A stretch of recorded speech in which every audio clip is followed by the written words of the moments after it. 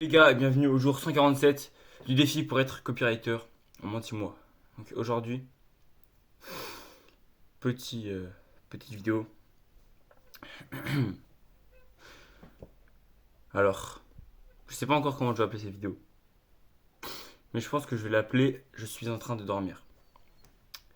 En ce moment, pour mettre un peu de contexte, il y a un mois, j'ai eu des symptômes de burn-out, ce qui a fait que j'ai pris un peu plus de temps pour moi, j'ai moins bossé, et bah, je me suis rendu compte que, dans un premier temps, euh, c'est à la mode en fait aujourd'hui de travailler énormément, de souffrir énormément pour atteindre un objectif. À tel point que partout sur Insta, on voit que ça, des gens qui disent ouais, j'ai travaillé tant d'heures, j'ai travaillé tant d'heures. Et limite, c'est un concours en fait de travailler beaucoup. Et je me suis rendu compte que moi, j'étais du coup ouais, un peu influencé par cette mode-là. Et je voulais à tout prix travailler beaucoup sans forcément avoir du recul sur ce que je faisais et sans forcément essayer réellement d'être productif. Ce que je recherchais avant tout, bah, c'était de me la donner un maximum.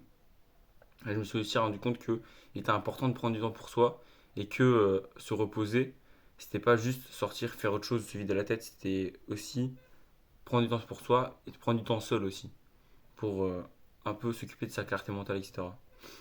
À partir de ça, quand je me suis senti mieux, j'ai recommencé à bosser du coup, mais plus doucement. Et je me suis autorisé à me faire plaisir. Et là, du coup, on est en début janvier.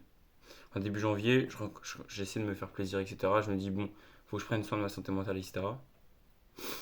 Là, aujourd'hui, on est le 2 février. Et ce qui s'est passé, c'est que, en plus de ça, au même moment, il y a mon coach closing qui m'a fait comprendre qu'en appel de vente, j'avais pas assez d'énergie. Il m'a mis une claque. Il m'a mis une claque. Il m'a dit qu'en fait, j'étais blasé de la vie. Il me l'a dit ça cash. Il m'a dit, mec, t'es blasé de la vie. Réveille-toi. Tu dois avoir plus d'énergie pour avoir l'assurance, etc. Tout ça, tout ce cumul-là, ça m'a donné un déclic. Je me suis dit, bon, c'est bien beau de bosser dans sa chambre, mais en fait, à côté, faut se réveiller et faut pas juste bosser. Du coup, ça fait que pendant ce mois de janvier, bah, je suis pas mal sorti. Je suis allé énormément de fois chez ma copine, etc. Et si je tournais pas des vidéos tous les jours, tous les jours, tous les jours, c'est parce que bah, habituellement, je tournais des vidéos le soir avant de dormir, mais là, bah, je dormais pas chez moi en fait. Je bougeais partout. Le point positif de ça, c'est que ça m'a donné de l'énergie. Aujourd'hui, j'ai plus d'énergie. Mon coach shooting me l'a fait comprendre. Il m'a dit, mec, t'es un nouvel homme depuis le début de l'accompagnement. T'as plus d'énergie, etc. Mais, en contrepartie, je me suis endormi. Je me suis endormi pourquoi? Parce que le fait de m'être relâché, ça a été bon pour ma santé mentale, mon énergie, etc. Mais comme à mon habitude, je suis allé un peu trop dans l'extrême. Après, c'est comme ça qu'on teste ses limites, hein, je regrette pas forcément. Je vais un peu trop dans l'extrême, ce qui a fait que j'ai perdu la dalle un peu. Là, il est actuellement 18h32. Et du coup, bah, transparence, hein, je me suis levé à 14h parce que hier, j'avais une soirée d'anniversaire.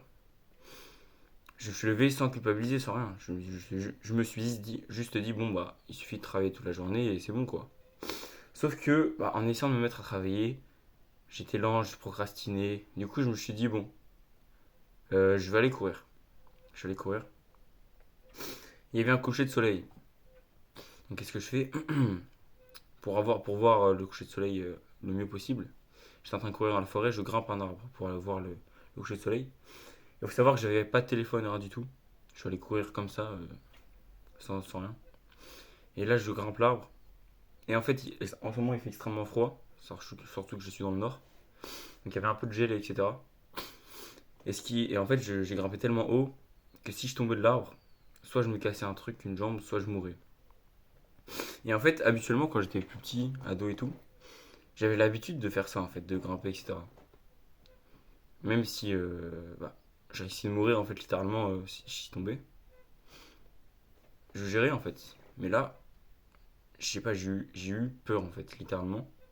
J'ai eu peur. J'ai stressé. Quand j'ai grimpé l'arbre, j'ai eu toutes mes pensées de pute un peu, de bitch, qui sont revenues à ma tête et qui m'ont dit mec, fais gaffe, tu vas mourir. Et je sais pas.